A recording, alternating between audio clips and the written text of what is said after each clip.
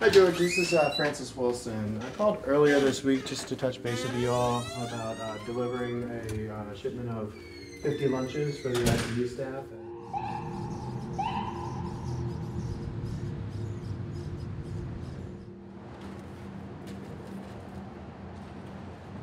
Definitely feeling a lot better now than I was when I was stepping out of you last time, that's for sure. There are going to be a lot of people who were sick from COVID, and they're not going to be back to the way they were for a bit of time. My first symptoms showed up on March 8th, I believe it was. It was just a slight cough. I thought it was allergies. The cough kind of developed into stomach pains, a migraine. My respiratory issues worsened. And on the 19th, I called 911, and they took me into the Virginia Hospital Center. So I was under from the 19th until the 28th, and then got extubated late in the evening on the 29th.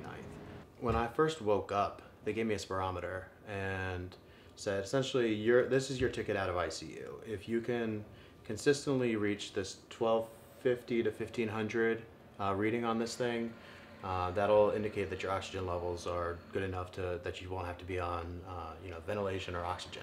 So when I first got extubated, I did this and I topped out around 500. So it took me a few days to get up to this 1250 range. We're still in the pandemic, so the recovery process is very young and early.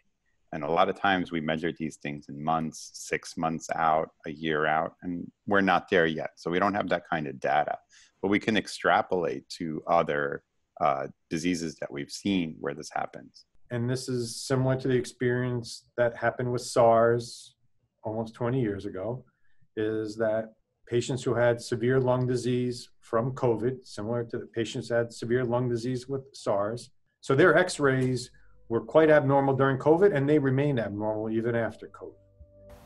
Tried to go for a run, turned more into a walk. And it's just crazy to see how different my lung capacity is now versus before this all went down. I mean, before this started, I was doing 3 miles and feeling fine. Now I made it about half a mile and had to stop. When I first got out of the hospital, I went on a walk with my roommate to just a quarter of a mile down the street to go get groceries. On our walk back, I didn't have anything too heavy. I had I think orange juice, some freeze pops, nothing too major, but I had to stop 3 times just to rest. The person's weak. They can't get to the bathroom. They can't go shopping on their own. They're worried because they're out of breath searching for the remote control for the TV now that they're home. And they wonder, am I okay? I was in an ICU, I was on the ventilator. This is not normal that I'm short of breath trying to reach for the remote control. And I don't think that they're prepared for that. There are so many things going on. There's the disease itself. There's the ramifications of ICU syndrome. There's also post-ICU syndrome.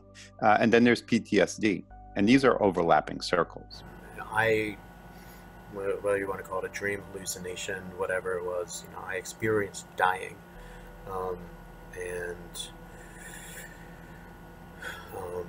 Being processed for burial, had an out-of-body experience, the whole 9 yards. And then going from that to realizing just how close I was to actually dying. The nurses all said that they didn't expect me to live. Like this past 3 hours I just spent reading over old texts, messages,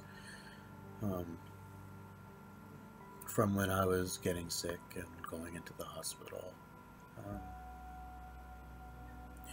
Today's just been long and difficult. I've definitely been exhibiting PTSD type symptoms. I've been having nightmares pretty consistently, all having some sort of COVID related theme. I've dreamed that I was dying. I've dreamed that I was being buried alive. I've woken up and jolted awake, freaking out because I didn't have my wires in my arm, and I thought that I had, accidentally torn them out while I was asleep. We don't explain to the patients what to expect, what's normal. We don't talk to them too much about the hallucinations. It's sometimes even a source of almost embarrassment, like we don't want to talk about it. But we should address that, while you were here, you had several hallucinations of which you're going to remember some. They were pretty traumatic. It's not normal to have hallucinations, but for somebody in your situation, it is normal.